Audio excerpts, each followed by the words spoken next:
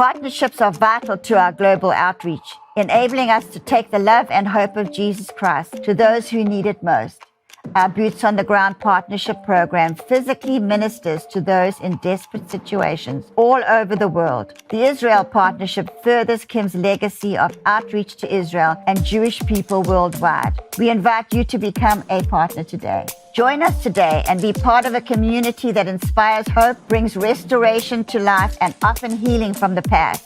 Together, we can make a difference, and we thank you for your ongoing support.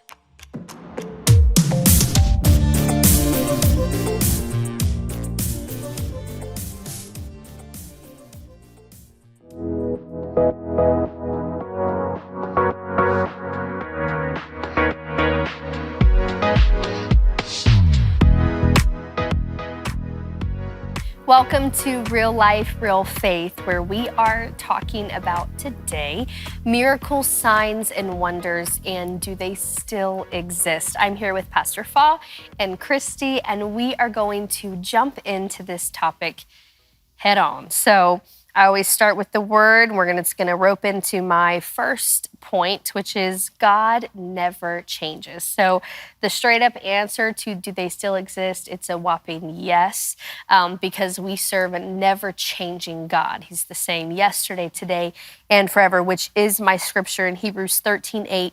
It simply says Jesus Christ is the same yesterday, today, and forever. Number two, signs are proof of belief and faith. It says in Mark 16:17 and 18, and these signs will follow those who believe. In my name, they will cast out demons and they will speak with new tongues. That's signs. They will take up serpents, and if they drink any deadly thing, it will by no means hurt them. That's a wonder to me. And they will lay hands on the sick and they will recover. That's a demonstration of a miracle. And those right there in Mark is a pure demonstration of miracle signs and wonders. So that was quick, but we're going to jump in and we're going to talk about this right now because I feel like there are many people in the church, Pastor Fa and Christy, that feel like we see a different version of this. Especially in more of a younger generation church, you don't see people jumping out of wheelchairs anymore. That's what I'm hearing, right? You don't see big deliverances happening. And so what is your take on this, Pastor Fa? Have we stopped seeing them? Are they laying dormant? Is our faith not activated correctly? What is your opinion on that? Well, I think not just to cover over, but I mean, I think miracles, at my age, miracles happen every day. I'm still here. But, I mean, you can look at it both. One way I look at it is miracles are happening every day. Mm-hmm. On the other hand, I totally agree, and we've heard prophecy after prophecy after prophecy. People are popping off all the time saying, as in the day of the book of Acts, it's going to happen again. So obviously, we are looking for something. But then, like Christy said, you read from one chapter to the next, there might be a whole space of time in between the two. And did miracles happen in the Bible like, one every hour kind of a thing? I don't think so. I'm appreciative that the miracle of God is a miracle in my life. And I don't want to poo-poo this, but I think we could spend a lot of time on this subject. But the other thing is that I don't think any of us believe that we're supposed to live for signs. It's like, okay, I woke up this morning, now I've got to have a sign. No, you don't have to have a sign. You just need to walk by faith. Why does the Bible speak about patience so much and endurance so much? I mean, you can get in a lot of trouble always seeking for a sign. And I believe in signs. And Kim Clement was a real sign guy. I mean, hummingbirds would move him. Sunrises, sunset would move, and they move us too. But I'm saying, and God spoke to him. One day we were in my backyard and the wind was blowing and he was like in a trance. I'm like, the wind's blowing, and he's like loving it, like God's ministering to him in the wind. His hair's like sideways. And I mean, his eyes are like, he was in a trance, but he wasn't weird. He actually,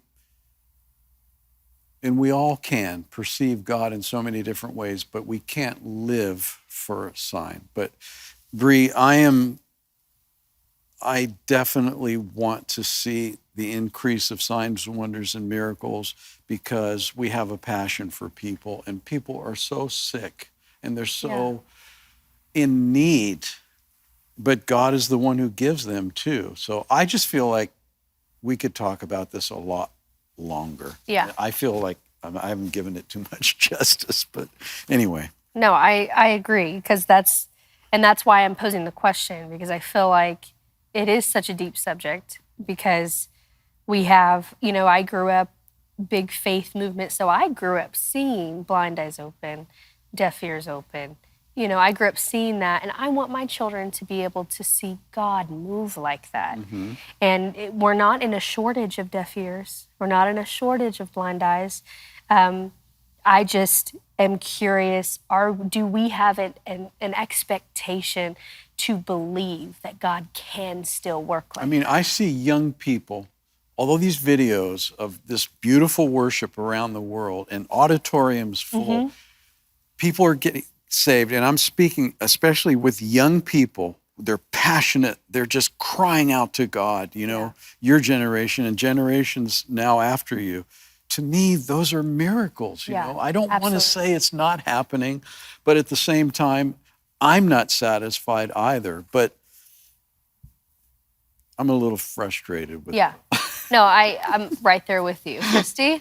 I have two thoughts. I have a few thoughts. These are the two of them. The first one is that I think our definition of miracle can be the problem here, because we perceive things that would kind of rival the book of Acts type of miracles. And like Pastor Farr was saying, there's miracles happening all around us that we just don't perceive to be miracles, but they actually are. And the other thing is that, and I've said this many times, I heard it many times, the climate for a miracle is impossibility. We're not living in particularly impossible times anymore. In the East, they are. You still hear these crazy accounts of people in Muslim nations having dreams of this man coming to them in a shining white robe with holes in his wrists and feet, and telling them, when they've never heard the gospel before, that he's Jesus.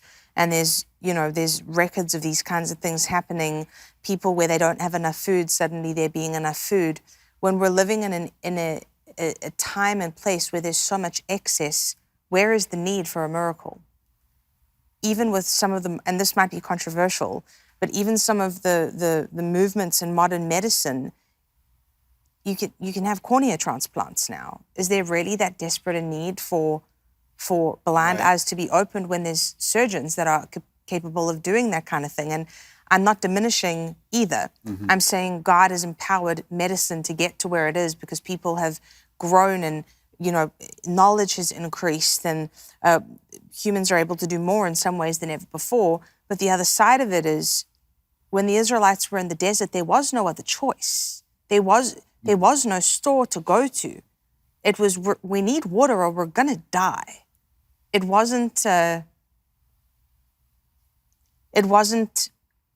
same arena that we're living in. And so I think sometimes the danger of excess, even if it's just a culture of excess, is that our capacity to identify true need changes. And I think our definition of what a miracle is can change.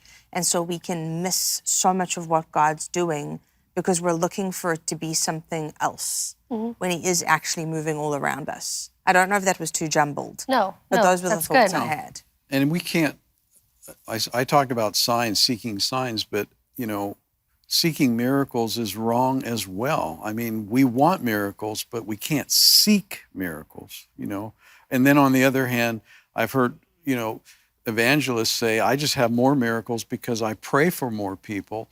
And I have to admit, there are times where I feel like I want to pray for someone, like not in church at the altar, but out there in the marketplace. Yeah. And it's challenging for me, to be honest, because it's kind of embarrassing in a sense, you know. But yet it's probably the most fulfilling experience more so than at the church altar, because you are walking on the water, So we need to do that more. I Encourage agree. ourselves. Yeah. Encourage ourselves, have more boldness. And, with that, I believe that God does use man's wisdom. Everything stems from the creation of God. So just like Kim was moved by a sunset, that is a wonder. Yeah, exactly. And we lose the awe factor of that. And I feel like if we could begin again from the beginning to embrace the wonders of who God is, that getting up in the morning, you're reminded that was an impossibility. But with God, all things are possible. And so you are a miracle daily. Yeah. You having to get up in the morning and not be oppressed, not be depressed. Even if you are facing that, for you to put 2 feet on the ground and stand, that is a miracle. For you to take in a breath, we take it for granted, but that is a miracle. Yeah. So all of these things are a testament to the question, do they still exist? Yes, they do. It just might look different. And it is a dangerous place that we are living in, because we have all of these other avenues. Yeah. And so I feel very strongly that God doesn't get the glory where he should, because there is modern medicine, but also I know that without our minds, that wisdom could never have processed. So when you go back to the whole beginning, okay, God, you gave them the ability to retain that knowledge, to therefore have a breakthrough in medicine to provide a cornea transplant. Does that make sense? Yeah, yeah. So everything stems, if we really go to the beginning and go and put all of our glory to the actual creator, it's like, yes, man, they're all within us. And it is a frustration, Pastor Fa.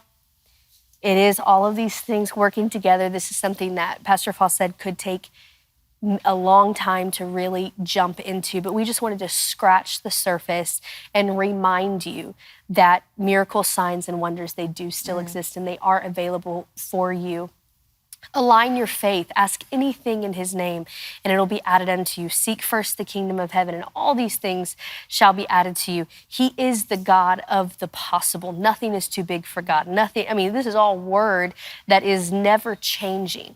And so if you are in a situation and doctors have given up hope on you and said there's nothing we can do for you, you're going to die, we still serve a God that can breathe life into you again, that can cause the cancer to be completely diminished in your life. All you have to do is have the faith the size of a mustard seed and watch God work in your life. We are about to go into worship, but I do want to encourage you right now that if you are believing God for something, attach your faith to your seed. Plant that thing. Watch God do a creative thing in your life. Work a creative miracle. Move mountains. He is still working. He is the same God yesterday, today, forever and always. Never give up hope. Sow into this moment. Sow with faith, believing that God will turn it all around, and he is always for your good. Let's go ahead and go into worship now. Come on, let's sing it to him. Say, I can't deny what you've done for me.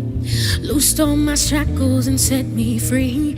Robed me and gave me the victory. I got a reason to praise. Oh yeah, I can't forget what my eyes have seen. What seemed impossible, I believe. Look at my life, we got history. I got a reason to praise. So we say, I won't let a rock cry out for me.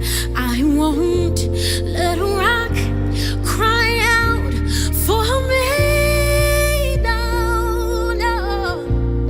Oh, I'll never let a rock cry out. Oh. Come on, let's sing it. Say, I can't deny, no, I can't deny what you've done for me.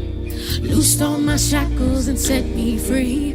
Robed me and gave me the victory. I got a reason to say I can't forget, no, I can't forget what my eyes have seen. What seemed impossible, I believe. Look at my life, we got history. I got a reason to praise. So we sing it, say, I won't let a rock cry out for me. No, I won't let a rock cry out for me. No, I won't let a rock cry out for me. Say, I'll never, never let a rock cry out. Never let a rock cry out for me. I'll never let a rock cry out. Come on, make that your prayer. No, never.